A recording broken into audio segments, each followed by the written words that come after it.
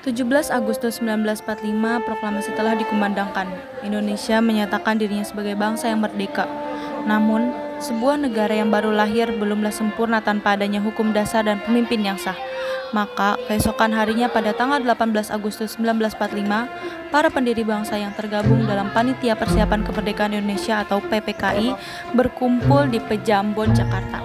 Di pundak merekalah nasib dan struktur tata negara Republik ini dipertaruhkan. Sidang dimulai.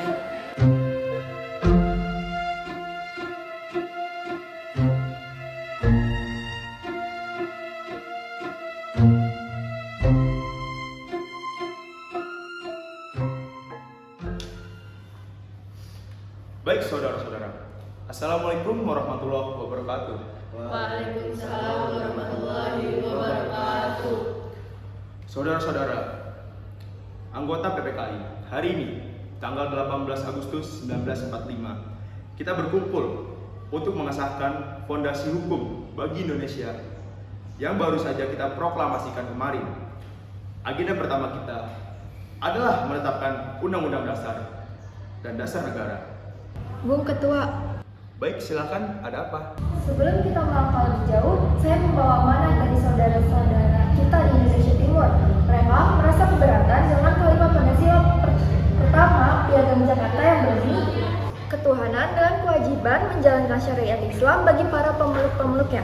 Jika ini tetap dipertahankan, karena khawatir keberadaan mereka sebagai bagian dari Republik ini belum sepenuhnya diakui.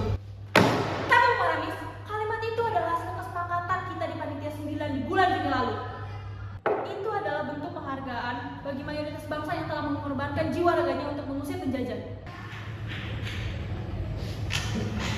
Sahabat Gofahar, apa yang mengatakan itu tidak salah.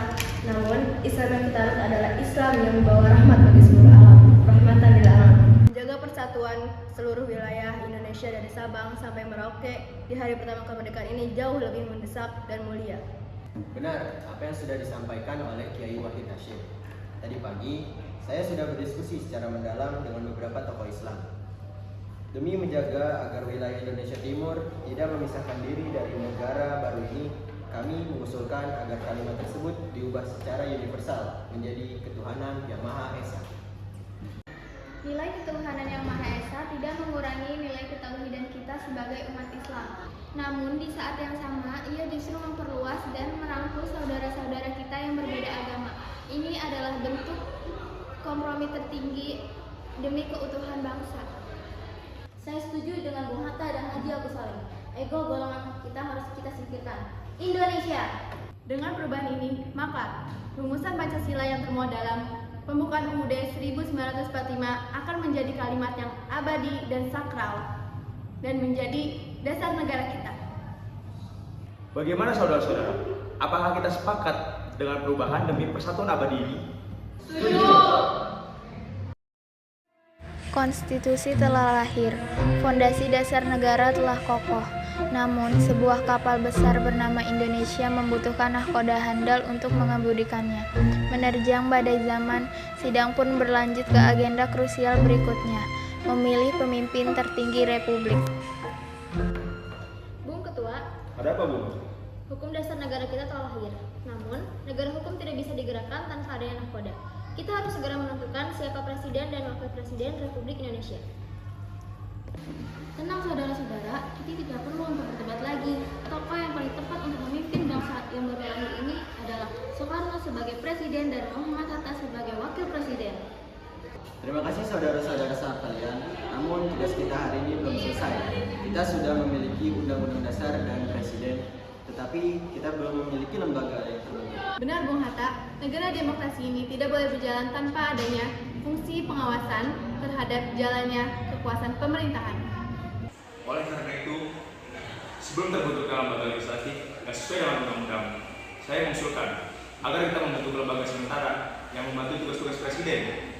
Mari kita beri nama lembaga ini Komite Nasional Indonesia Pusat atau KNIP. Langkah yang sangat tepat secara tata negara.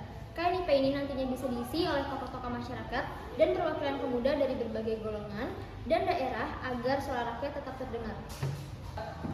Apakah pembentukan Komite Nasional Indonesia Pusat ini disetujui oleh sidang? Setuju. Dengan ini, Komite Nasional Indonesia Pusat resmi dibentuk.